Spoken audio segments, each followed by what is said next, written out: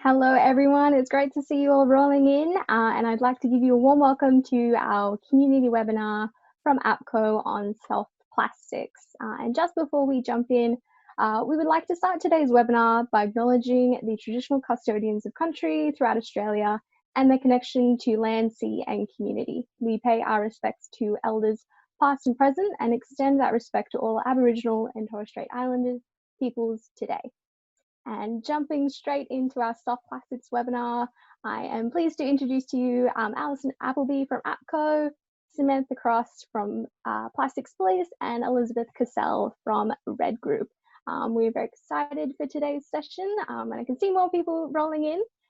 So just as you join us today, make sure you've got your headphones in, use your chat box to say hello. I can see you all there. Very happy to see you, everybody. And we also have our Q&A function, so just pop any questions that you might have for our panelists into the Q&A section, and we will come to those in the second half of today's webinar. And I will just jump into our agenda for today. So Alison will start us off today with an introduction to soft plastics. Hopefully not a foreign concept for everybody, but we will give you that little background info. Then we will pass to Sam, a founder of Plastics Police, to get her perspective on soft plastics, and then Liz Kasell, the director of Red Group, for her perspective, and we will jump into that Q&A session. So I'd like to pass it over to you, Alison. Okay, thank you, Alex, and thank you, everyone. I hope you are all doing well. So as Alex said, today's session is on soft plastics, and it's great to be joined by Sam and Liz, both with a lot of knowledge and experience in this area. But just to get us started, before I pass on to both of them, I wanted to give a very brief overview and introduction to soft plastics. So I'm sure we're all familiar with them. We come in touch with them almost every single day, and there are many uses for them. So just a bit of a background.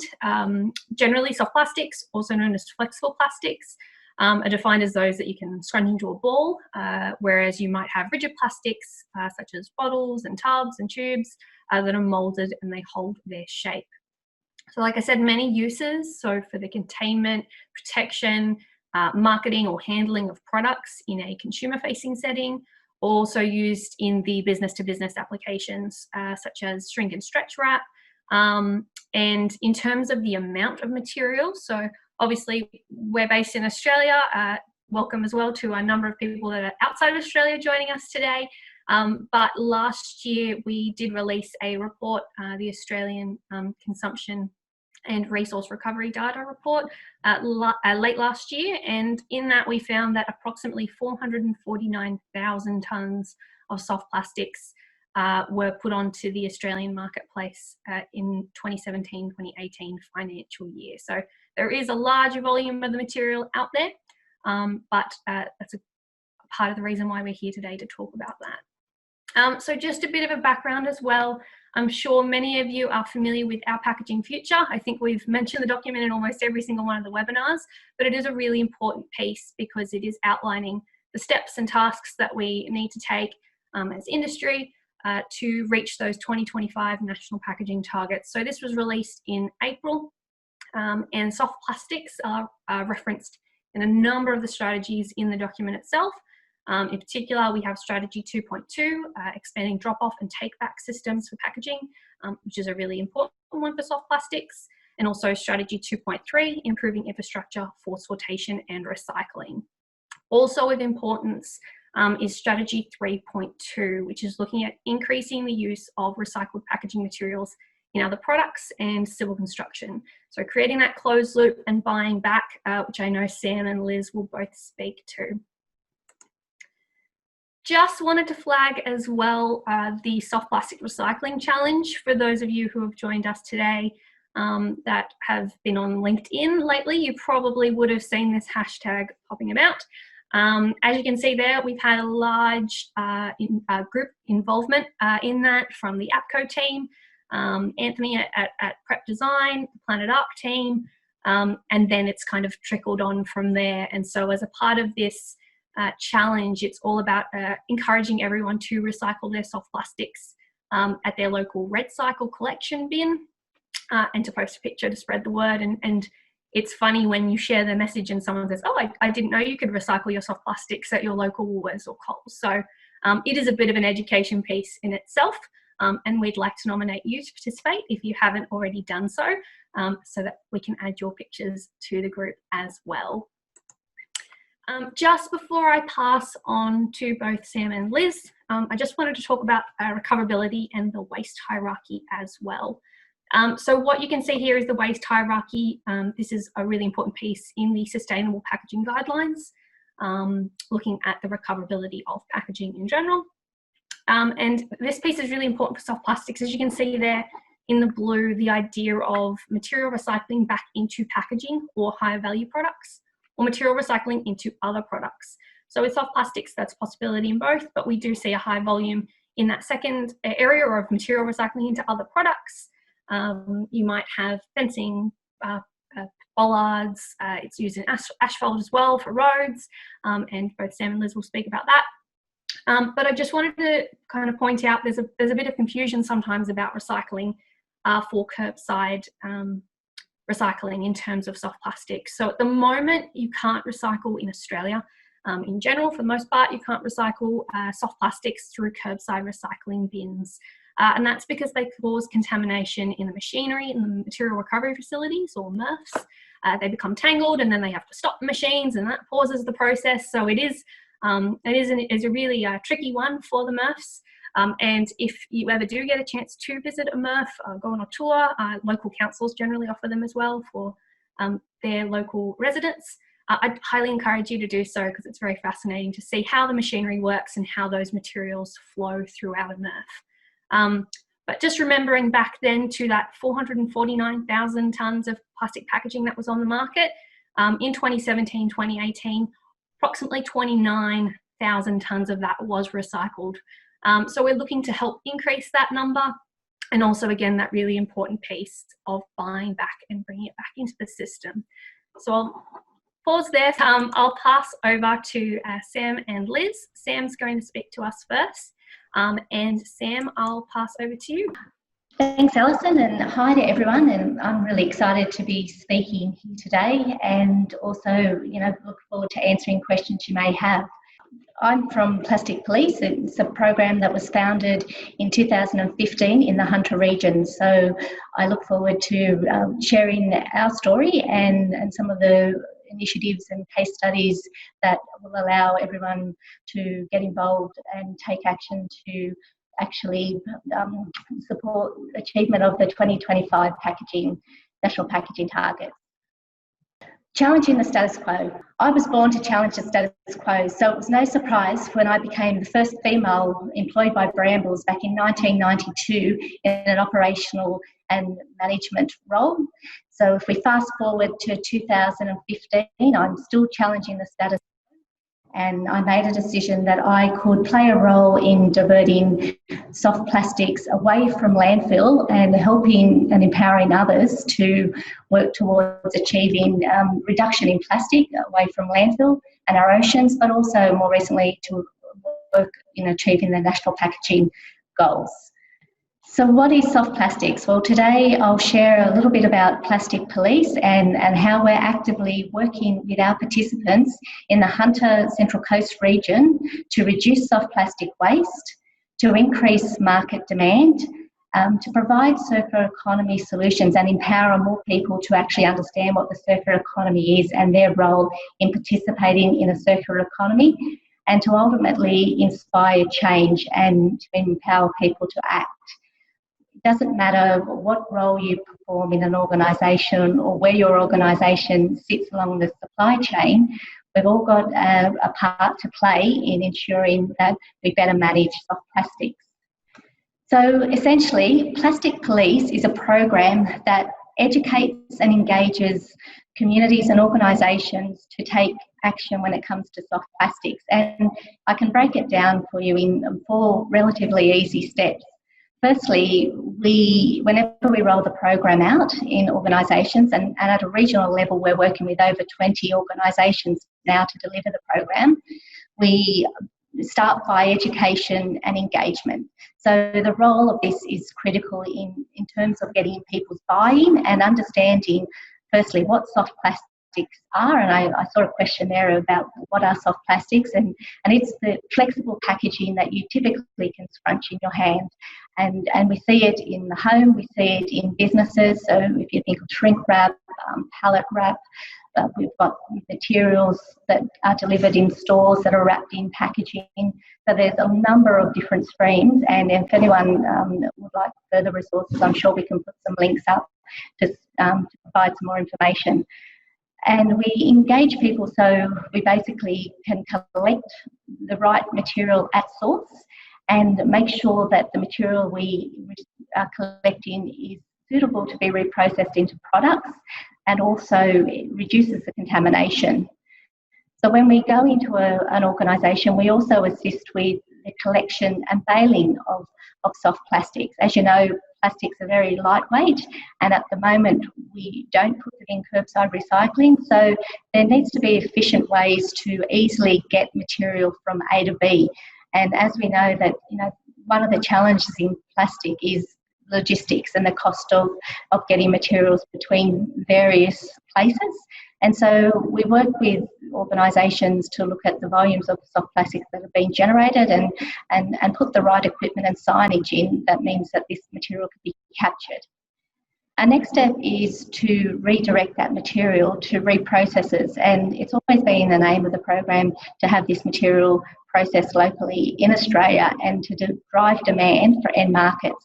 So I won't go into this on this slide, but later on I've got some great case studies that will show just how our local processors in Australia, I know there's a few of you on the line today on the webinar, so we've already got some fantastic reprocessors, manufacturers of products, and this is really part of driving demand and being able to make sure we create that pull-through effect for soft plastics. And lastly, we help participants in the Plastic Police program to close the loop, and this means that we're actually not just recycling or redirecting and collecting plastic, we're actually part of the solution to buy it back. And we know that recycling doesn't actually occur unless we have people buying back the products. There is no way for plastic, so let's turn it into useful products that can come back to your community or to your business and be used for years to come. So we're pretty proud of some of the outcome and successes that the program's achieved, particularly in the last 2 years. We've diverted 65 million plastic bag equivalent pieces of plastic away from landfill. We've now got 20,000 people recycling soft plastics. We're educating the local communities, local businesses, around 3,000, and that's growing, have now been educated on what soft plastics are and the role that they can play in a circular economy. And we'll see shortly some great case studies on sustainable procurement, which is critical. And lastly but not least, we've got recognition. There needs to be multiple solutions to tackle the issue of soft plastics, and Plastic Police is but one. There's some amazing companies doing some great work in this space, and I think the collaboration that we're now seeing with businesses wanting to get involved along the supply chain to create these circular solutions is, can't be understated. And I guess one of the other things I'd like to do is, as part of this recognition, is to give a shout out to my colleague Lexi Crouch, who's online at the moment. Together, Lexi has been instrumental in taking Plastic Police to the next level. So Plastic Police isn't just about reducing plastic waste, and I think if we look at as organisations how we can all play a role in helping achieve the Australian national packaging targets, we need to look at ways of reducing plastic in the first instance, and that again comes back to challenging the status quo.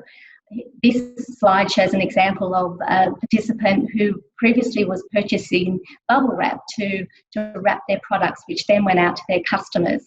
Now we know at the customer end, very challenging to recycle soft plastics. Now that those same customers are receiving their products wrapped in perforated cardboard, and this has had a couple of great outcomes for all parties. One, it's reduced cost associated with getting cardboard off-site. It's actually reduced cost in not having to purchase bubble wrap anymore, and it's made it a lot easier for materials, both ends, to be recycled. So this is a great way of reducing plastic waste and rethinking how we can package goods. Community engagement is core, as is organisational engagement. So throughout the last couple of years, we've seen the community actively wanting to be involved in diverting soft plastics. The top left, or the left-hand side of the slide, we see a community group that was working on the Central Coast, packing over 3,000 hampers at Christmas for those in need. The donations all came on pallets, wrapped in pallet wrap, and we got a call saying, how can we divert this material from landfill? So there was definitely that feel good from that community good, knowing that they played a role in diverting additional plastics away from landfill. We also have been engaging with local schools as part of the program, and local schools have been able to offset their plastics that they've collected through a local shopping centre redevelopment. So we worked with Centra Group, who was able to install car park wheel stops, and there were close to 200. So again, we're seeing an opportunity to engage different groups together to come up with collaborative solutions and increase the demand for products made out of recycled plastic.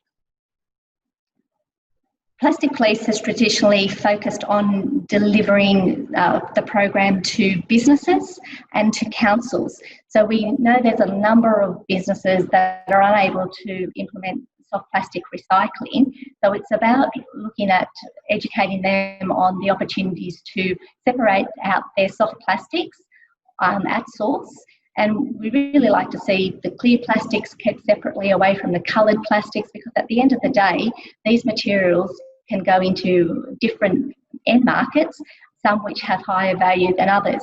So over the past couple of years, we've actually been quite active in educating people on the possibilities, getting others to challenge the status quo, and really informing people on what the opportunities are. And part of that is conducting site visits,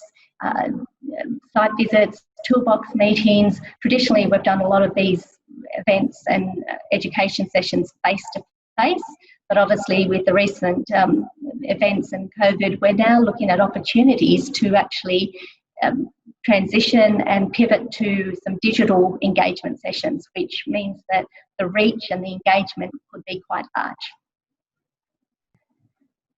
Imagine feeling good about driving on a road made from recycled plastics. So this is an amazing opportunity for redirecting more soft plastics away from landfill. And again, it's a collaboration. So what you see here is a recent, last year, Central Coast Council were able to use Reconifelt. And I'm sure we can provide some more additional information on Reconifelt, but in essence, it's a product that's Close the Loop make.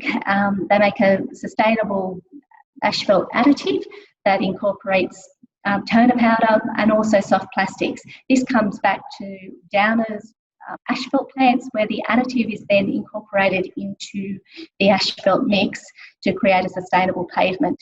Now, what we're seeing here is, again, the community being really engaged and wanting solutions like this. It's an opportunity for the materials collected through the Red Cycle program and Plastic Police to find another home and also improve the performance of the roads.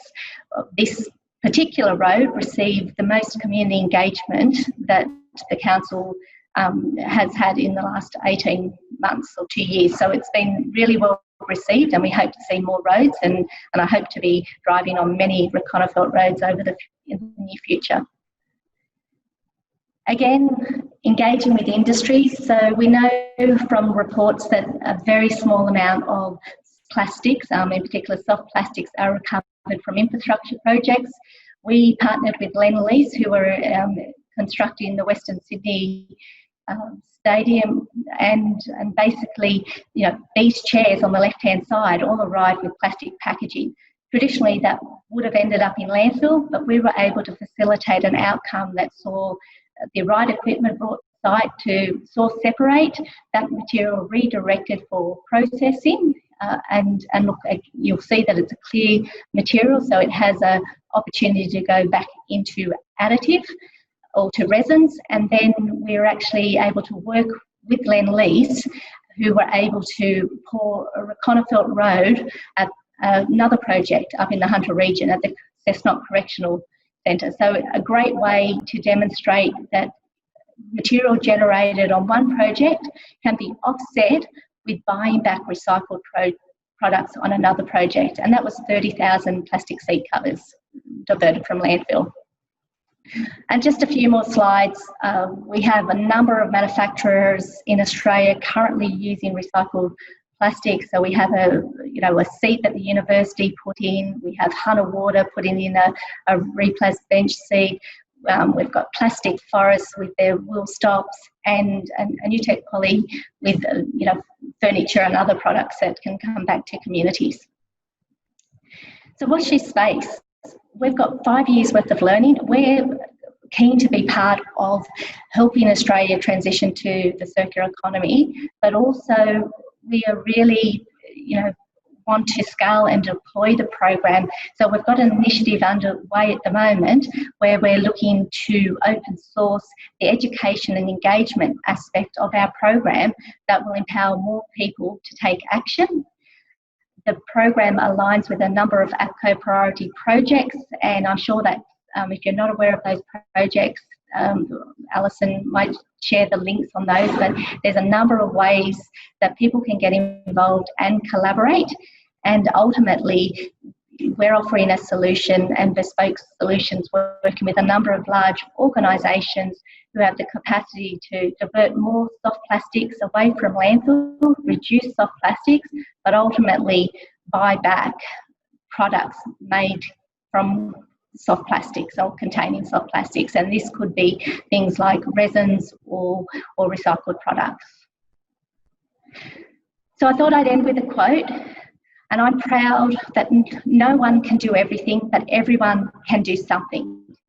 I'm really proud of the something that Plastic Police has achieved, and also proud of everyone else who is involved in doing something. And there's a lot of us out there, so I think now's the time to collaborate, to connect, to look at the roles that we can play, but also to go away today and challenge the status quo all along the supply chain within your organisations, and know that together we can make a difference and achieve the packaging targets that we're aiming for.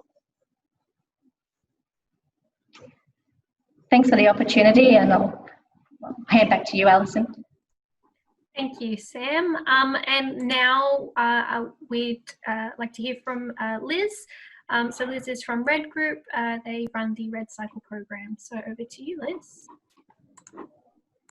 Thank you, Alison. Thank you, Sam. I hope my microphone's working okay and everybody can hear me. It's lovely to be invited to participate in this webinar. I think we've got some really interesting issues to talk about, and I was really intrigued to be a part of a discussion around the challenges and opportunities. So obviously most of you hopefully are aware of the Red Cycle program. So if we talk about the challenge, APCO has done a fantastic job in collaboration with government to create the 2025 targets, which really lays out a clear plan about where we need to go, where we are now, and where we need to go.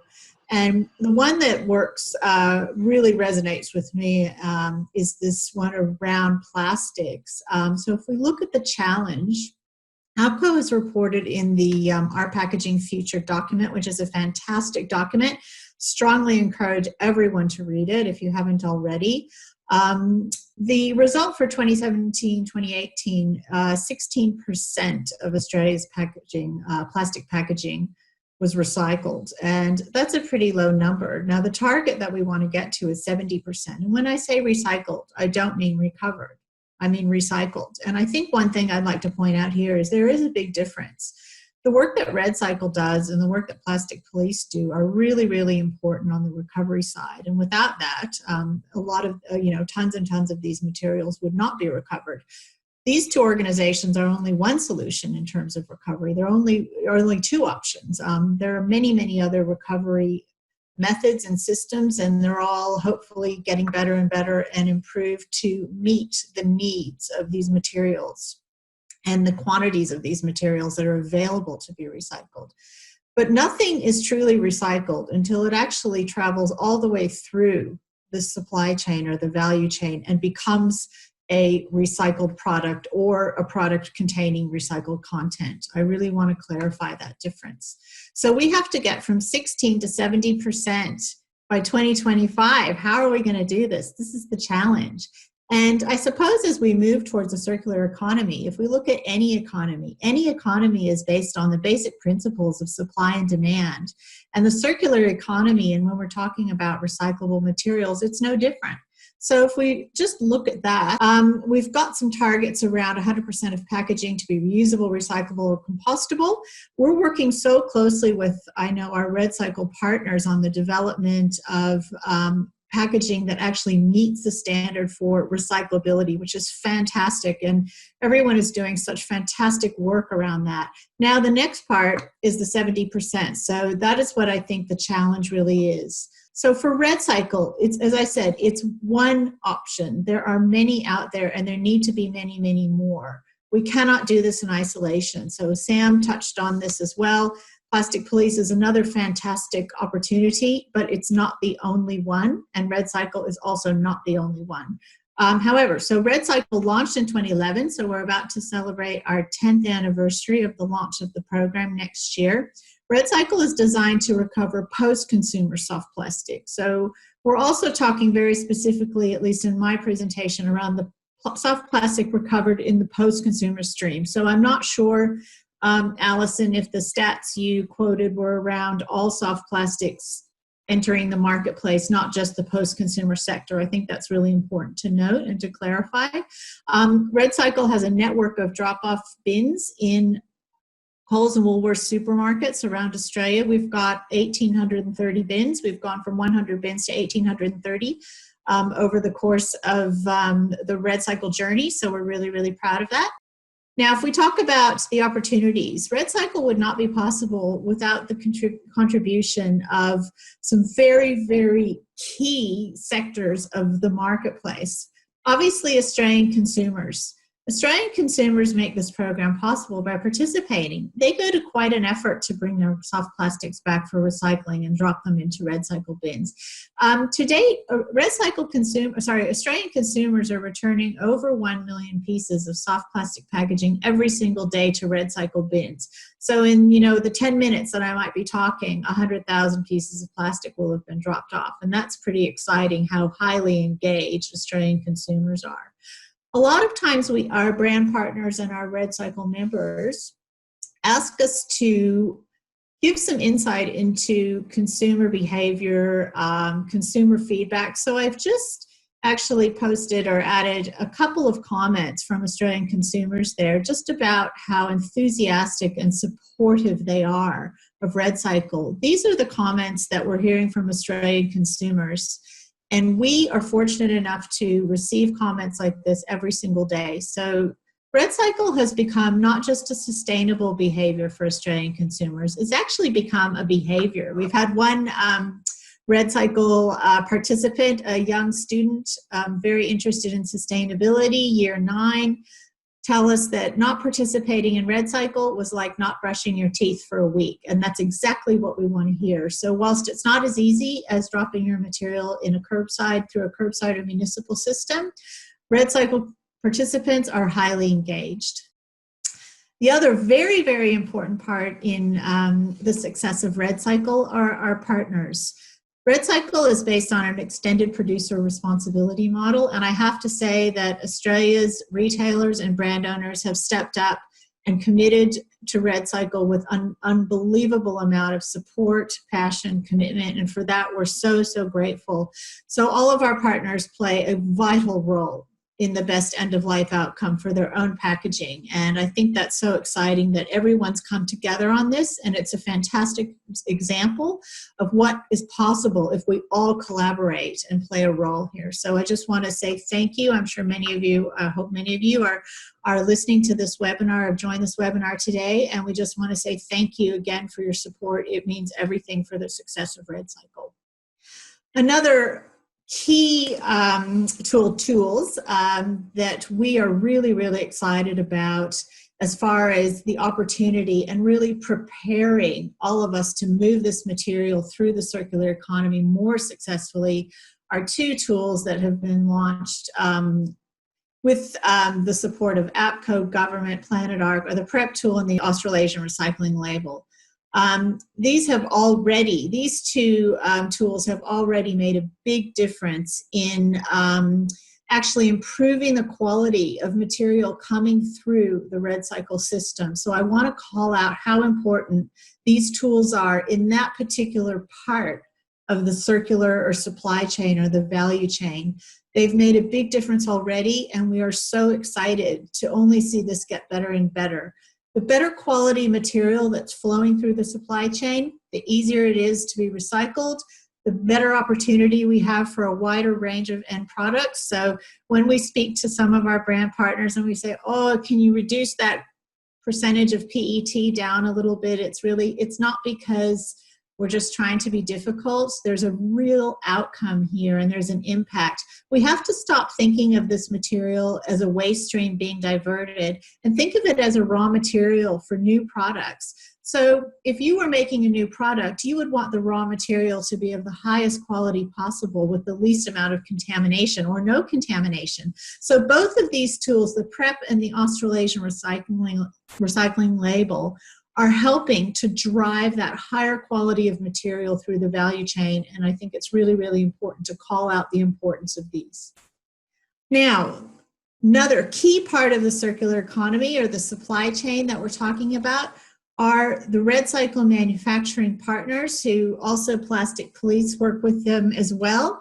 We're dealing with a really, really difficult stream of material. It's mixed soft plastics, and while I think it's beautiful, it's actually quite difficult to recycle due to the laminate structure packaging and the high amount of laminate structure packaging that we receive, which all of you know could have up to 5 to 7 layers of different polymers and other materials that are not even plastic. And to actually utilize this material as a raw material for products is a technological achievement of the highest order. So whilst we're not achieving film to film or packaging to packaging recycling with the RedCycle stream of plastic, we are having some fantastic results that we only need to focus on more and more. If we go back to the supply and demand issue that we talked about, which are also the challenges and the opportunities, there's a huge oversupply of material. And I can speak for soft plastics. We all know that with the China sword happening and the collapse of a number of bigger recyclers in Australia, there's a huge oversupply issue. That oversupply issue can only be solved with robust and resilient end markets. We must pull through the amount of material that we are generating into the Australian marketplace. It's simple, but it's complicated at the same time. So we've got some fantastic end manufacturers that we work with. I want to call out, as Sam did as well, the Tonerplast product and the Reconifelt products. Tonerplast is the product made from recovered soft plastics mixed with waste toner powder produced by Close the Loop. They're key partners in this next part of the circular economy, which is pulling through material. Can't say enough about the opportunities here. Every kilometer of asphalt laid with the Tonerplast additive utilizes well over 2 tons of RedCycle soft plastic. And I just want to say that this is really starting to take off, and we do need to see more and more support and buy-in from councils in particular. So if there's anything anyone can do right now, is please encourage your local council to purchase road made with the toner plast or the Reconifelt product. This is a great way to pull through material, and it goes back into the Australian communities that are actually returning it for recycling. So it's a fantastic example of the circular economy in action. Another key partner of ours, our foundation manufacturing partner, Replast. We've been working with Replast for over 10 years. They have a fantastic range of over 200 recycled plastic products. They utilize recycled material in many of them, and we can't say enough about the work that they've been doing. They've been pioneers in this area. They do a huge range of really, really practical, stable, sturdy products. I think everyone's aware of Replast. We ask that everyone, again, encourage your local councils, parks and gardens, landscape architects to please think recycled. Again, no one is actually recycling until this material goes through the supply chain and comes out as a product either containing recycled content or made completely from recycled materials. Just a couple of examples of Replast products here. You're probably all aware of them, seen them, but maybe not realize that they're made from 98% recycled plastic. I also want to call out Plastic Forests in Albury for doing a fantastic job in creating a great range of materials of products containing red cycle plastic for the consumer market. Get so many red cycle participants and consumers email us every day saying, what can we do? What can we buy? And it's fantastic that Plastic Forest has really focused on this particular sector. So a couple of examples, the mini wheel stop for the home garage, the heart-shaped garden bed, and the garden edging. All of these products contain soft plastics, either recovered through red cycle or plastic police. They're a fantastic outcome for this material, and they are available for the consumer market, which is very, very exciting. So we're huge supporters of Plastic Forest as well and the great work they're doing. So on my last slide, what I really want to say, or second to last slide, is that I believe, and I think most people would agree, that the key is a circle here, and I'm borrowing again a graphic from APCO, that the only way to solve this challenge and realize these opportunity is to quantifiably transition to material circularity. We're all doing a lot of great work in sort of setting the stage. Now we need to quantifiably transition this and pull these materials through. In the time I was talking, over another 100,000 pieces of plastic or more was dropped off through red cycle bins. We absolutely must have the end markets to support this consumer uptake. Otherwise, all of these great things that we've set in place, the targets, the soft plastic challenge, all of these things, the prep tool, the ARL, they won't mean anything unless we drive this material successfully the entire way through the circular economy. So that requires robust infrastructure, resilient end markets, and most importantly, as true of any economy, it requires the demand. Now, we understand that this will also require cost and commitment from all of us. I would say, what is the cost of doing nothing? And if we can all just think about that. So thank you very much for this opportunity. Thank you. Thank you so much, Elizabeth and Sam. What a fantastic quote to leave us on there, Liz. That is definitely something that we should all reflect on. We've just got a few questions coming into the Q&A box now, and we will get started on answering some of those questions. So our first questions, I'm going to pass this one to you, Alison, as the start of our webinar. So what are some of the initiatives that APCO are working towards to support soft plastics recovery? Okay, good question. So there's a fair amount. There's a lot happening at APCO. We do have a number of projects. Last year, I think we had 22 or 23 projects. I think this year we have about the same, and there'll be a webinar later this month going through what those projects are. So do keep an eye out for that. But in terms of soft plastics specifically, we do have one project that I'm helping support on is the development of a soft plastic design guideline. Over in Europe, CFlex just recently released their design guidelines for soft plastics. So we'll be taking into account what's happening over in Europe and looking at, for the Australian market specifically, needing to consider what's happening for consumers versus what's happening back of house for B2B packaging. We're also going to continue doing those material flow analysis to see if those numbers of recycling has changed and the amount of material out in the market. We're also looking at a number of projects to do with recycled content and that buyback of material and how to support that as well. So there's a fair amount happening. Do keep an eye out for those members, and also for anyone that isn't a member, we do have a newsletter as well, and the APCO website, always lots of information on there too. Fantastic. Thank you, Alison. And our next question is an interesting one. This is for both Sam and Liz, but I might pass to you first, Sam. So do you see the benefit in educating consumers on the metric used for the amount of soft plastics we collect? We talk about things like 200,000 tonnes being recovered, but how do we communicate to consumers what this might mean in terms of landfill space and get them really involved and engaged with the programs that we have? Yes, Alex, I think if we can find ways that people can relate to the units of measurements, I think that's a good thing. So we know that there's roughly about 250 pieces of plastic in a kilo when we talk, if you're talking tonnes, I think it's all relative to what people can understand. And I guess the challenge is that we are often dealing with, through our program, shrink wrap and pallet wrap. So it's, we always equate it back to pieces because it's, plastic can be, obviously condensed and scrunched, but it takes up a lot of volume, but not a lot of weight. So I think we tend to, use the unit of measurement because people can relate to that, but I'm very open to obviously looking at, we can give a number of units of measurements if that makes more sense to people. Great, thank you, Sam. And Liz, I know you did speak about that consumer engagement side of things, and how do you find consumers engage with the program?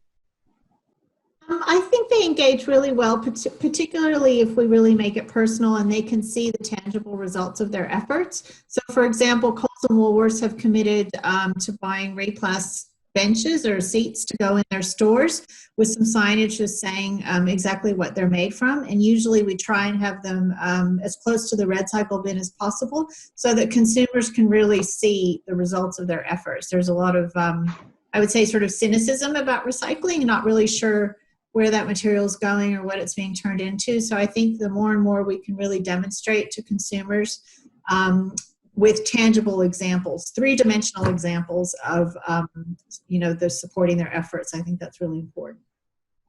Fantastic. Thank you so much, Liz. And a quick question up to you, Sam. Thinking about those examples with your roads, you've got plastics in roads. Are those roads able to be recycled at their, when they're going through that process?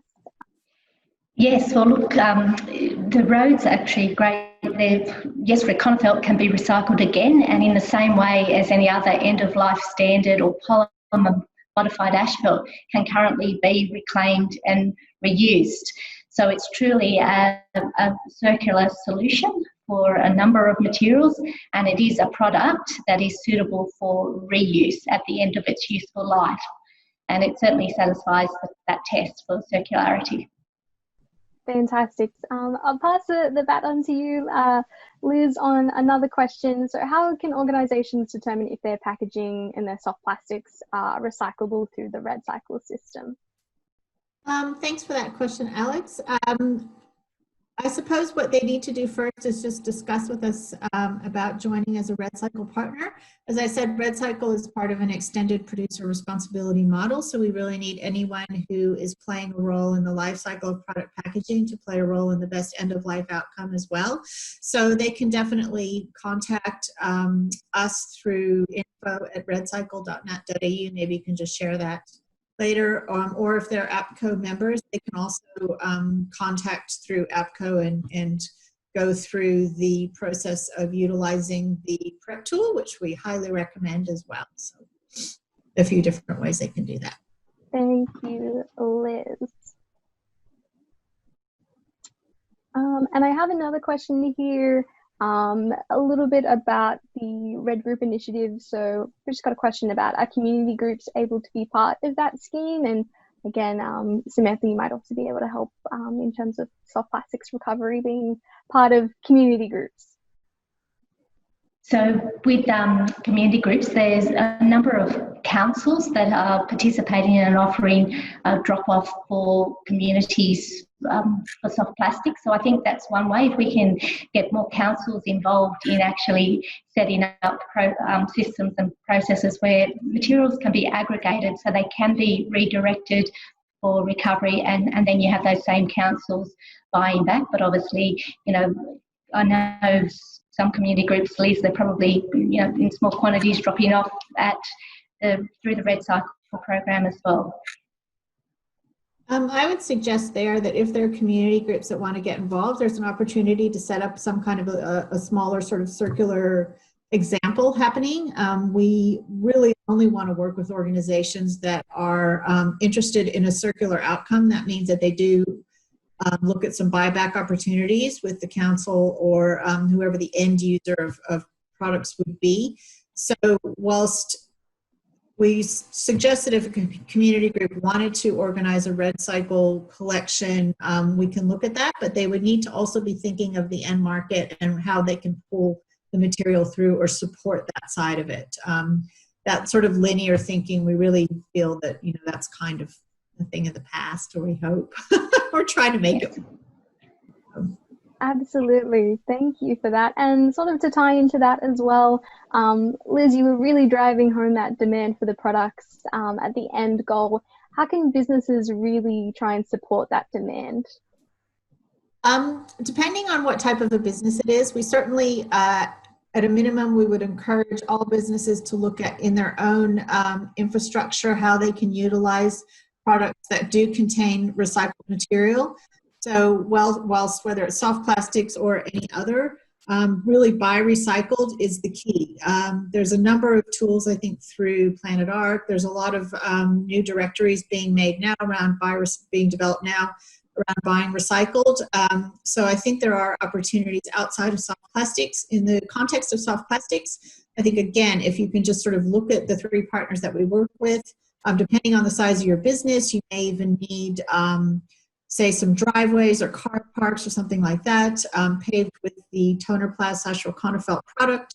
You could look at, we've got a number of businesses who have purchased Replast product to set up outdoor lunch areas. It doesn't really need to be a big contribution or a small contribution, as long as everyone is doing something and understanding that this material is all of ours and we all have a responsibility to pull it through the supply chain.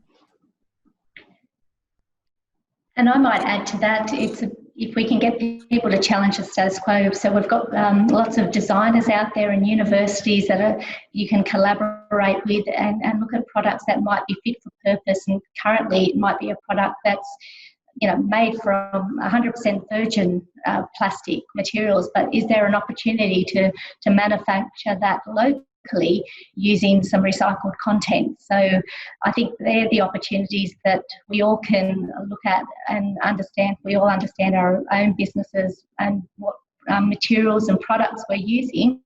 So where are the opportunities to incorporate recycled content? Even if it's a small percentage, it will all help. And I might jump in as well, from a member's perspective, as part of the member services team, going back to the covenant, one of the obligations as brand owner members under the covenant is that idea of implementing policies and procedures to buy products made from recycled materials. So that idea of buying back, it was mentioned, buy recycled, having a buy recycled policy. I know for members that are here and joining us today, there are resources in the member centre on how to develop those types of policies as well, and to hear case studies from other members who have found opportunities for that too. Fantastic. Thank you, Sam, Liz, and Alison. And we've had a lovely number of questions come through, but I'm just conscious of time. So I might just pass back to you, Alison. And for everybody joining us in that Q&A section, we will get back to you if we have not had a chance to answer those questions today. And we will also engage with Liz and Sam for any of those questions and they can support with. But off to you, Alison. Perfect. Thank you to Alex, Sam and Liz, for all of you for your time. And thank you to everyone who's joined us today. And I think just one of the key takeaways that we wanted to have from this webinar is the idea of what can you do. And we've mentioned it a few times, but that idea of, where possible, recycle your soft plastics correctly. So don't pop them in the curbside recycling bin. Use schemes such as Red Cycle and Plastic Police, and again, there are others out there as well. That idea of helping to close the loop and buy recycled, which ties in well to that last question that we just had. Taking the opportunity to buy products and packaging as well made from recycled materials. And that, again, that idea of educating others and supporting that. So participating in the soft plastic recycling scheme, but also, you know, just having a conversation in the kitchen going, oh, did you know, instead of putting that in the landfill bin, we could take that back to store to be recycled. So that's a really important piece too. We are going to continue on with these APCO community webinars. So we really do value your feedback. And I just wanted to say thank you for joining us each week. Thank you again to Liz and Sam for presenting, Alex for moderating and introducing the topic. And just wanted to put in a little notice for next week's webinar. We'll be looking at science-based targets. And again, these webinars will continue into July and potentially onwards as well. We're looking at more opportunities for webinars, and we really do appreciate the feedback that we've been getting. So thank you, everyone. Have a great afternoon. And we'll see you next week. So thanks, everyone. Bye. Thank you.